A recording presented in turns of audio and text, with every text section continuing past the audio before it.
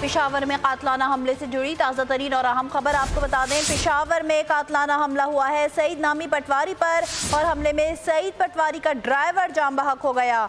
इसी बारे में बात करते हैं बोल न्यूज़ के नुमाइंदे मोहम्मद नोमान से। नोमान, बताइएगा इस वाक़े से मुतालिक पुलिस का क्या बताना है?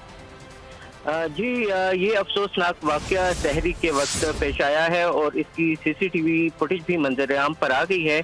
और इस अफसोसनाक वाक़ये की तफसीलात ये हैं कि सईद नामी पटवारी पर घर के सामने जब वो गाड़ी में मौजूद थे उन पर फायरिंग की गई और इस फायरिंग के नतीजे में जो उनका ड्राइवर है वो जाँ बहक हो गए, जबकि गार्ड और सईद पटवारी जख्मी हैं जिनको हॉस्पिटल मुंतकिल कर दिया गया है। पुलिस का ये कहना है कि इब्तिदाई तौर पर तो तफ्तीश की जा रही है, लेकिन फिलहाल ये बात सामने आई है कि ये जो फायरिंग का नतीजा है ये ज़ाती दुश्मनी का शख्साना नजर आता है।